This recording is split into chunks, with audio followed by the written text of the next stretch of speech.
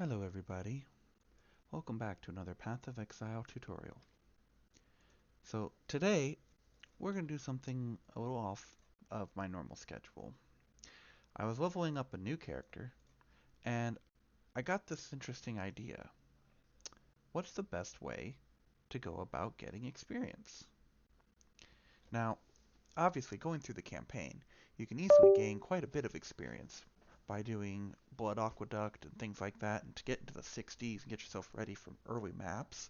But what do you do once you're actually in maps with your second character? Well, in the old days, you would run Chayula Breachstones, or you would go join five-way rotations and pay a bunch of money to people in order to get experience with very little effort and risk. That doesn't really do much these days. They've been nerfed. They're not that great. They're okay still, but for the amount that you have to pay, unless you're wanting to do it AFK while watching YouTube or something, there are better ways. Now, Breach content is pretty good for experience. A friend of mine leveled to 100 just off of Breach. Another friend did only Katarina fights. Nothing else. Katarina to 100, because that's also a ton of XP. But that's expensive and risky. You can die quite easily doing that. So I chose to do something different. Now, full disclaimer, I am using a Mage Blood. I have a Mage Blood. Actually, I dropped a Mage Blood and then promptly sold it, and I have this Mage Blood. So your mileage may vary for this, but if you're using the normal go-to leveling strategy for a new second character, which is to say you are using this wonderful jewel here, one with nothing, for Hollow Palm, a little Astramentus with some goodies on it, Thrill Steel, and 7-Week Step, you kind of need the Mage Blood. You kind of need that power it gives you. Because, I mean, no resistances here. Nothing here either. Definitely nothing here. Nothing on my chest. That's 4 pieces of my gear. This ring, 5 pieces of my gear that give me basically nothing defensive or offensive. I guess you get the attack speed. No weapon, no shield, no gloves. Just a little bit of resistances on the ring. So this is doing most of the heavy lifting, right? But if you're not doing that, obviously you don't need to run a Mage Blood. Run a regular belt with regular resistances. Don't run 7-Week Step. Don't run Tabula Rasa. Go buy yourself a corrupted 6-link for pennies. I put most of this gear on level 1 or level 2 or whatever level it was that this was requires. I can't even remember what level this requires.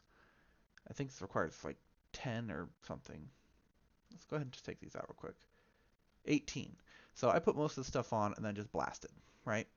Cyclone and go. Well, the experience gain that I found to be really quite beneficial is synthesized maps. Now, synthesized have a global modifier that causes 100% increased experience gain. This is in addition to the fact that the monsters themselves are level 81. Now, for those of you who don't know, level 83 monsters, the highest standard level of monster, until you get to tier 17 maps anyway, then you can get 84s, or Blight Ravage maps, these are tier 14 monsters. But because they're level 81, the way that the game calculates experience penalty means that all the way down in the 70s area, I think as low as 74, you get full experience for killing these monsters. But you can go even below that and just start to take a penalty to your experience. We're going to go ahead and pull it up here just so that you all can get a quick refresher courtesy of the wiki. So right here, between level 64 and 679, which is frankly where everybody gets to maps at, is somewhere between 64 plus, right? Some fast builds get there earlier, like I can get there as early as 55, but generally speaking, we're talking this. You can go 7 levels above or below your level in terms of map zone and get full XP. So if we say, for instance, that I'm hitting maps at level 65, that means I can go into an area with a level 72 monster zone. So, level 72 monster zone is like a tier 5 or tier 4 map, right? So not too far, but just slap a couple of these good layout ones in, like Atoll or something like that. Blast them real quick, put some shrines on them maybe to make it easier. Get yourself up some levels. And then, once you are level 74, you can get full experience from a synthesis map. Honestly, you don't even need to have that, because if you go to a synthesis map and you are under that level threshold, the penalty isn't really that bad. If we look here, the penalty drop basically is, hold on, here we go, tiered zone differences. It's like 92% or something like that when you are below the zone by one level. Anyway, a lot of useful information here if you know, want to take your time to go read it on the wiki. But the long and the short of it is, level 72, level 71, somewhere in there, you're taking a penalty, a big penalty, in fact, of like 20-30%. But because synthesis maps get this global 100% increased experience, well, that penalty's not that bad. It'd be the same as if you're running effectively a tier 14 map. But the monsters themselves are, well, they're not very powerful. Now, I am going to take my mercenary in with me. My mercenary does provide me with a haste aura, which is why they're coming with me, as well as they provide a calling strike. This is just because I'm lazy and I'm trying to do this fast. I'm only recording this as kind of an afterthought to help some of you players out that don't know a quick way to level. I am currently level 79. I started doing this about 20 minutes ago at level 74, and then it occurred to me, oh, I should probably just record this.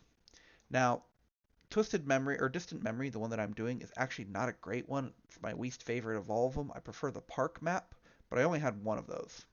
So we'll just go ahead and blast our way through. As you can see, I'm just spin to win, killing everything. If your build is a mage build or a melee build or a slower build, obviously adjust your strategy accordingly. I don't even kill the rares. Like that's the thing. Like these rares here are pretty strong. Like look at this. I go to sit on this guy and he just doesn't take very much damage from me. And yeah, I could sit here for quite a while. And if I do, we'll go ahead and kill one of these just so you can see. When I kill him, watch my experience down there in the bottom. Look at that. Boom. Just a whole segment. But is it worth sitting here? Nah. Maybe if synthesis maps cost a lot. For me, no, it's not. I just will keep on zooming and blasting.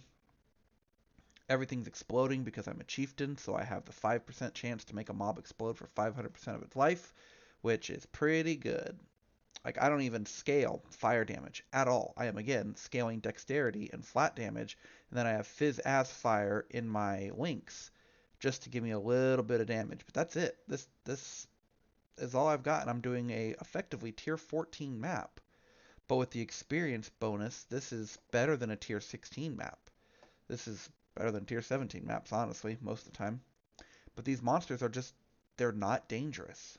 They're dangerous if you stand still, and they're certainly dangerous if you have no defensive layers. I suppose I should mention that I do have one defensive layer in this character, besides just, of course, killing things and going really fast. And that defensive layer is I do have 80% chance to block attacks, and conversely 40% for spell damage, but that is not reliable, we'll just say. And if I do die during all this, it'll probably be because of a spell cast that I did not block. Again, not killing the rares, I don't care. The only time a rare will die to me is if it's already a weak rare that I easily kill, or if I get a Hinocor's explosion and it just pops it, right? Gotta look at my mini map and see where I am. So just cut through this whole zone, cut through this map, and again, these are the worst of the synthesis map layouts. The ones that's best is park, because it's all open. It's just the standard park map, pretty much. No hidden walls, no extra stuff like this. Just go. And oh, look at that. I am now level 80. That easy. This one map, if you remember what I started at, this one map gave me most of a level by itself. Just that easy. You don't have to full clear. I'm gonna probably run down here and clear whatever little things are down here, right? If I were to full clear this map plus all the rares, I'd probably get close to another level, but I'm not. I am throwing away the money because I can afford to do so. But these maps, they're not expensive. You know, it says that they're 30 chaos. It's kind of a lie. See, these maps are expensive when you buy them in bulk and when you buy them as part of a set. But the reality is, they're self-farmable on your main character, on your first character. If this is your first character, maybe this isn't the best strategy for you. Maybe you'd be better off doing just domination or strong boxes, things like that until you get some more money. But if it's not your first character, if you know a little bit about what you're doing, then you know you can just come down here. You can get these cartography scarabs of corruption. You can get the escalation scarab. This one's not needed, by the way, for this. You get these two, and you just use this scarab, the scarab of conversion. And you combine this with literally any type of content strategy that you are doing. I personally find this works best with Blight and Blight Heart and all that, but that can be pretty rippy for people. So a cheaper and easier way to do it is just to swap in 3 of these, or 2 of these cartography scarabs of the multitude. Boom, just like that. You add a whole bunch of packs, which will drop more mobs, or more maps. Now, this, plus a 8 mod, 6 mod, whatever map, will drop a lot of maps. But the really interesting thing is, tier 14 plus maps have a chance to drop as a unique synthesized map. You will also get Shaper, Elder, and Conqueror maps. Now, from doing this myself, I have quite a few maps. By putting in that corrupted 8 mod scarab, these maps are all un-ID corrupted. What's interesting about this, I'll just go ahead and throw one of them away here, we'll just take this one, is this is an unidentified corrupted. Unidentified maps get a 20% quantity bonus baked into them as compensation for the fact that you don't know what's in them. Well, you can now ID corrupted maps. This map is an 8 mod map. So even though it was un-ID'd, it was still an 8 mod map. So it was 8 mod, 122% quant, right? Because it has quality on it as well. These faction maps, Conqueror, Synthesis, well not Synth, but Conqueror, Elder, and Shaper Guardian maps, they get quantity, or quality, for free when they drop. They are almost always, I don't think I've ever seen, I don't want to say no matter what, but I have never seen one of these drop without quality. So you're getting a free quant bonus that you normally can't get on 8 mod corrupted maps. On top of that, they are, again, un-ID'd. The fact that they're un-ID'd is another 20% quant. So while this was un-ID'd, this is a 144 or 142% base quantity map. And all that then gets further multiplied by your Atlas tree. So you farm up a bunch of stuff. 1 out of 4 times that cartography scarab is going to give you synthesis as the option. Now synthesis maps always drop corrupted, right? They cannot be modified, is my understanding. They drop as is. You have between 2 and 4 synthesis mods and 3 and 5 random modifiers. But the important thing for this is they have a huge amount of pack size and 100% increased experience gain on monsters who are already tier 14 monsters. So, hopefully you guys learned something from this. We'll go ahead and run just one more of these real quick just to show that it wasn't a fluke map or anything weird like that. I'm starting out at 22% of a level. As you can see, my mercenary doesn't really do much except for Calling Strike because they're, well, they're here to be an aura bot for me, basically, that has Calling Strike. That's it. And you just look at my experience gain. It just goes up. If this was a good map layout, like the park one, I would be able to just start on one side, run through, kill everything, switch over to the other side, come on my way back. I skip the boss, obviously. If your build is strong enough, if you're a character that actually can do damage and you're not a tabula rasa, 7-week step, get through the campaign setup like I currently am, you can go kill the boss and you can get a 20 to 50 C drop unique. Sometimes it's worth multiple divines if you get a really good one, just kind of depends. And yeah, this is cake. So we'll go ahead and finish this map up now. I will say it's been a few days since I've posted a video. I have been busy with other things, real life. I am a project manager, so unfortunately work does take me away from this. Um, if you do like these videos, if you want to see something in future videos, feel free to let me know. I'll be more than happy to take a look at people's suggestions and go from there. You know, if you have questions, my next video is going to be a basically build guide series. It is going to showcase one of my favorite builds, which is the Fulcrum Chieftain.